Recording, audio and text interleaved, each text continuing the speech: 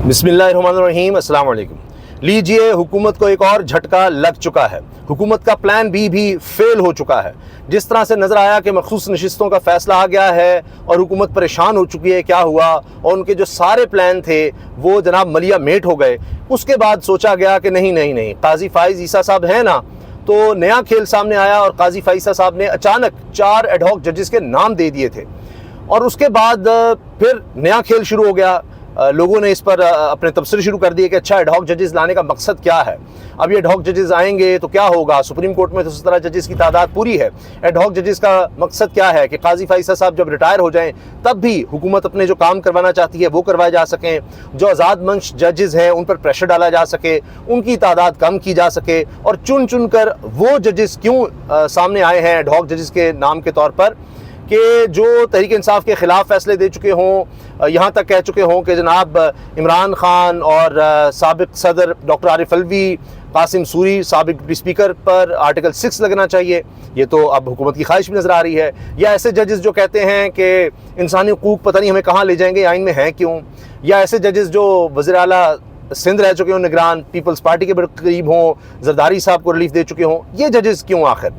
तो ये सवाल उठ रहे थे। आखिर जनाब पहला तो मामला यह आया था कि मुशीर आलम साहब ने माजरत कर ली थी। अब एक और जज साहब, साबिक जज मकबूल बाकिर, जो कि साबिक वज़ीर आला सिंध रहे, उन्होंने भी माजरत कर लिया। तो ये दूसरी विकेट है जोड़ गई है, और मैच तो अभी कल होना है।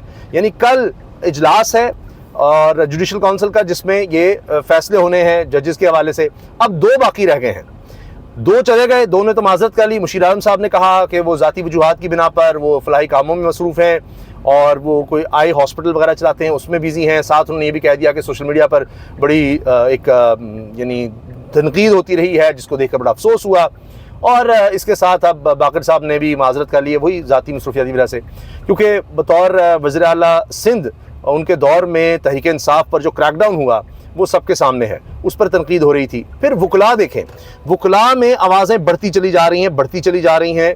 और लाहौर बार, जिस तरह सबसे बड़ी बार कही जाती है लाहौर हाई कोर्ट बार, उनकी तरफ से जो इस पर एक तरह से प्रेस कॉन्फ्रेंस के बाद जो काजी फाइज़ साहब को चार्जशीट किया गया है वो आप सबके सामने है।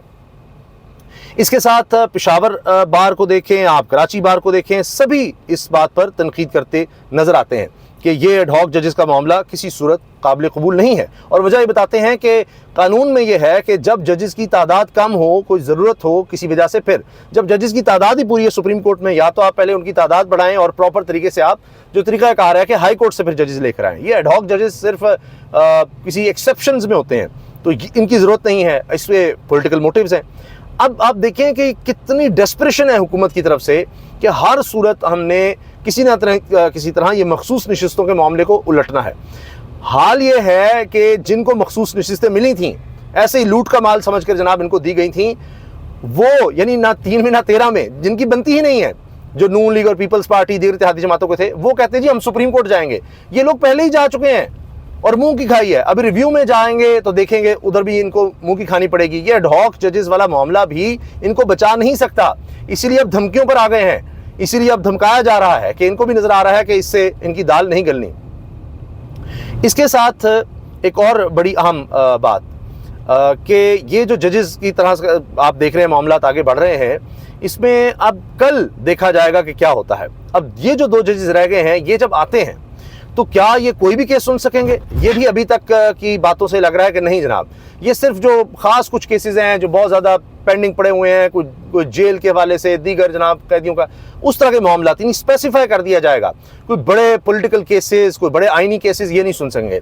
फिर एक और बेइज्जती ये है कि ये जूनियर होंगे, यानी ये लोग सीनियर मोस्ट जजेस के तौर पर रिटायर हुए, यानी चीफ जस्टिस के बाद जो सबसे सीनियर बन रहे थे, अब जूनियर मोस्ट में होंगे, यानी 17 जजेस के बाद इनका नंबर आएगा। लेकिन बहरहाल पैसा भी बहुत मिलना है और फिर और भी बहुत सी मराहत मिलती हैं। तो अब देखते हैं कि क्या होता है, क्या आखिरी वक्त तक ये 2 में से भी कोई जाएगा। चांस कम है, क्योंकि कहा जा रहा है कि जिनमें ये था कि लोग क्या बात कर रहे हैं, हमने अब क्या इसमें बेइज्जती इतनी होगी, सुप्रीम कोर्ट के जज सीनियर जज के तौर पर रिटायर हुए, बस अब छोड़ने पड़े। तो 2 ने तो ये जनाब काम कर दिया, 2 बाकी रह गए हैं। ये वही हाल हुआ है कि आपने देखा था कि कमीशन बनाने की कोशिश की थी काजी फाइज़ साहब ने और हुकूमत ने, اس میں ان کے ساتھ کیا ہوا تھا وہ بھی آپ کو یاد ہوگا. تو بہرحال یہ سارا معاملہ ہے. اور دوسری خبر جو آج بڑی ہائی لائٹ ہوئی وہ تھی پنجاب پولیس جو ان کی ٹریننگ ہوئی ہے. اب یہ سینئر جو لوگ ہیں جناب پنجاب پولیس کے یہ ٹریننگ پر گئے سی پیک کی ٹریننگ پر, اور یعنی سی پیک کے حوالے سے سیکیورٹی چائنیز سیکیورٹی کے لیے وہاں پر کاشغر میں سینئر پولیس افسران ہی آپس میں لڑ پڑے ہیں. اندازہ گئی آپس میں لڑائی ہو گئی, گتھم گتھا ہو گئے, چائنیز نے بیچ میں آ کر چھڑوایا. اور آپ دیکھیں کہ کتنی شرمندگی کی بات ہے. اصل میں پولیس کی ٹریننگ یہ ہو گئی ہمارے پنجاب میں کہ جناب مارو پکڑو دھمکاؤ, تو آپس میں ہی وہاں پر لڑ پڑے. خواتین پولیس آفیسرز جن سے جونیئر تھی وہ بھی وہاں پر تھی, ان کے سامنے جناب یہ سارا کچھ ہو گیا ہے. بڑی امبیرسمنٹ کی بات ہے. کچھ اور خبریں بھی ہیں جو میں آپ کے سامنے رکھتا ہوں. تو بات میں کر رہا تھا حکومت کی ڈیسپریشن کی. اب اندازہ لگائیے یہ چاہتے ہیں کہ کوئی بندہ کوئی بات نہ کرے. جس طرح ابھی ان کو بہانہ بھی مل گیا کہ جی دیکھیں ایک ریٹائرڈ جج جو ہیں وہ بننا چاہ رہے تھے, وہ تو آنا چاہ رہے تھے ایڈ ہاک جج کے طور پر, لیکن سوشل میڈیا پر جو تنقید ہوئی ہے اس پر وہ بڑے پریشان ہوئے ہیں اور اس وجہ سے اب وہ نہیں آ رہے. تو اب خبریں یہ ہیں کہ جی فیس بک ٹویٹر کو بند کیا, ٹویٹر کو بند کرنے کے بعد, ایکس کو بند کرنے کے بعد اب فیس بک کی باری آ گئی ہے, انسٹاگرام کی باری آ گئی ہے. اتنے ڈیسپریٹ ہیں کہ اس ملک کی معیشت کو اس کا گلا ہی گھونٹ دیں گے صرف یہ کہ ان پر کوئی بات نہ کر سکے. اس طرح اب یہ معاملات رکیں گے نہیں, ان کے لیے مزید مسائل بڑھ رہے ہیں. اور ججز کو دھمکانے کی وجہ سے, ان کو ہراساں کرنے کی وجہ سے اب یہ سمجھتے تھے کہ یہ دب جائیں گے, وہ الٹا کام ہو گیا ہے. اندر کی میں آپ کو خبر دے رہا ہوں, پکی خبر ہے, یہ آپ کو آنے والے دنوں میں نظر آ جائے گا کہ ججز ایمرجنسی سے نہیں ڈر رہے, نہیں خوفزدہ ہو رہے. یہ جو بات کی جا رہی ہے ایمرجنسی لگائیں گے اور اس کے بعد ان ججز کو گھر بھیجیں گے یا ان کو گھروں میں ہم قید کر دیں گے, یہ کر دیں گے, وہ کر دیں گے. جو آزاد ججز ہیں, جو آزادی سے فیصلے دے رہے ہیں, وہ کہہ رہے ہیں جو کرنا ہے کر لو, ہم آئین اور قانون کے مطابق فیصلے دیں گے. اب یہ حکومت پر ہے یہ کس حد تک جانا چاہتی ہے. جس طرح آپ نے دیکھا آخر اعلان کر دیا گیا جی تحریک انصاف کو ہم بین کر رہے ہیں, پابندی لگا رہے ہیں, اور اب یہ پریشانی ہے کہ اچھا اس پر عمل درآمد کریں کیسے, ملک میں حالات کیا ہوں گے, بین الاقوامی سطح پر کیا ہوں گے. ان کو اس چیز کا احساس ہی نہیں. اب کچھ لوگ ظاہر ہے بیچ میں کہہ رہے ہوں گے جی یہ بڑا مسئلہ بن جائے گا, بڑے مسائل آ جائیں گے.